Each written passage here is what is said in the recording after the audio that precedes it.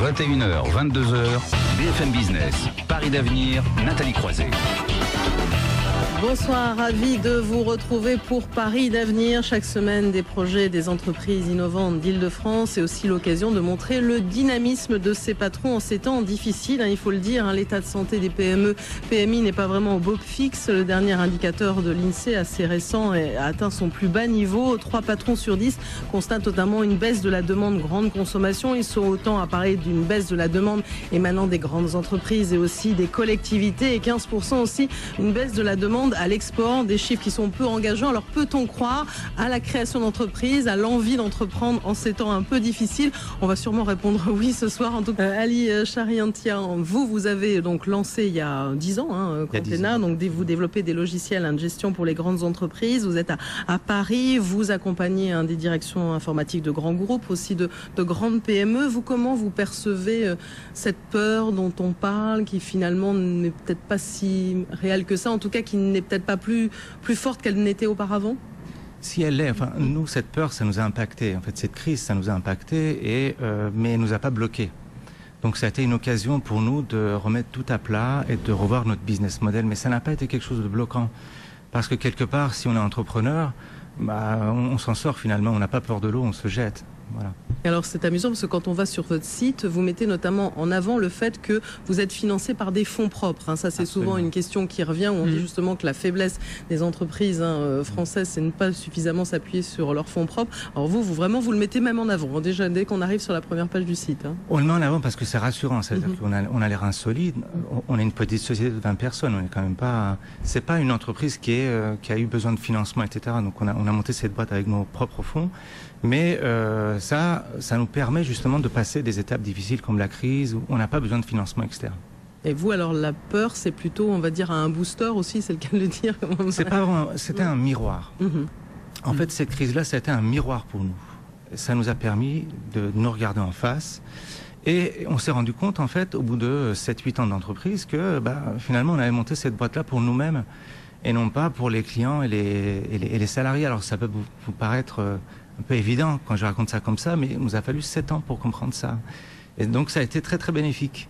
Donc à partir de là, on a revu notre business model, on a mis l'organisation qui va avec, et on s'est rendu compte finalement que nos clients, c'était pareil. C'est-à-dire les directions informatiques pour lesquelles on travaillait, elles avaient exactement le même type de problématique. Donc toute cette expérience de reconsidérer notre business model, etc., on en a fait une offre, en fait, à partir de la crise, et ça marche très très bien. Voilà, donc finalement vous avez retourné et inversé le problème, et on va en parler à nouveau et mieux comprendre après une première pause dans Paris d'avenir sur BFM Business. Chariantian, vous mettez en avant quelque chose qui est intéressant, c'est comment considérer aussi l'argent. Vous dites aussi, finalement, on parlait des fonds propres, tout à l'heure vous mettez en avant, il faut aussi considérer aussi comme un outil de travail, aussi le prendre de façon différente que ce que l'on aborde assez fréquemment. Absolument, mais ça, comment gérer l'argent, ça fait partie d'un problème fondamental qui est le métier de l'entrepreneur. Je pense qu'il y a un problème de fond, c'est que trop de gens se lancent dans l'entrepreneuriat alors que c'est un métier, ça s'apprend. C'est-à-dire, il ne viendrait à l'idée de personne de devenir médecin du jour au lendemain.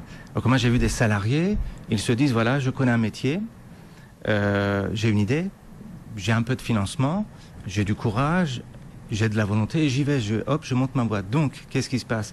L'informaticien monte une boîte d'informatique, le communicant une boîte de com, et 80% de ces gens-là se cassent la figure au bout de 3 ans. Alors qu'ils ont besoin d'un informaticien et d'un communicant aussi, vous allez dire justement ça aussi. Exactement, pourquoi? Enfin, pourquoi ils se cassent la figure? Parce que la maîtrise du travail technique dans un business n'a rien à voir avec la maîtrise des techniques du business. C'est deux choses complètement différentes.